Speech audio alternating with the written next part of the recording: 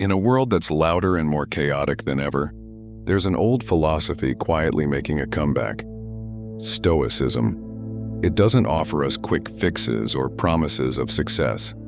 Instead, it invites us to find the strength within, to face life's challenges without losing ourselves in the noise. Stoicism is built on a simple but powerful idea. While we can't control what happens to us, we can control how we respond. The Roman emperor and philosopher Marcus Aurelius once wrote, "You have power over your mind, not outside events.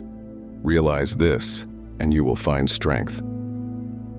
His words remind us that our true power doesn't come from what we own or achieve, but from our ability to stay grounded, no matter what life throws at us.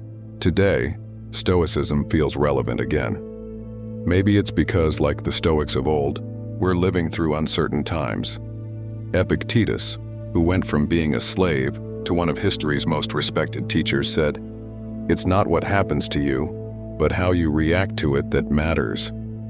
For him, freedom wasn't about escaping hardship. It was about refusing to let hardship define him. His story is a reminder that no matter our circumstances, we have a choice in how we meet them. Stoicism doesn't teach us to ignore our emotions.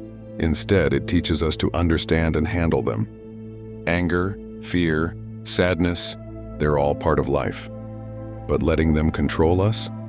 That's where we have a say. Seneca, another Stoic thinker, said, "We suffer more often in imagination than in reality." He believed that many of our struggles start in our minds, from fears we let grow unchecked. By facing those fears head-on, we can see life more clearly, without being weighed down by what-ifs and worst-case scenarios. So why is Stoicism trending now? Maybe it's because it doesn't try to sugarcoat life. It doesn't promise us an easy path. Instead, it shows us how to build resilience. In a world that often pushes comfort as the ultimate goal, Stoicism reminds us that real strength comes from facing discomfort with courage. It's not about avoiding challenges, but about learning to grow through them. The Stoics had a practice called Premeditatio Malorum, or the premeditation of evils. It might sound dark, but the idea is simple. By imagining what could go wrong, they prepared themselves. This wasn't about pessimism, it was about building inner strength. Seneca put it plainly, "He who fears death will never do anything worth of a man who is alive." Stoicism teaches us that life is precious not despite its challenges, but because of them. Stoicism isn't just a personal journey. It's about connecting with others, understanding that we're all in this together.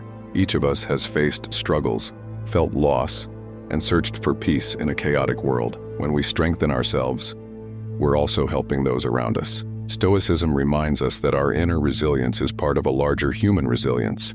At the end of the day, Stoicism is about embracing life fully, highs, its lows, and everything in between. It shows us that real control isn't about shaping the world to our will, but shaping ourselves.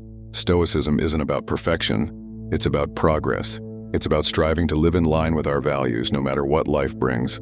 Let's carry the words of Epictetus with us.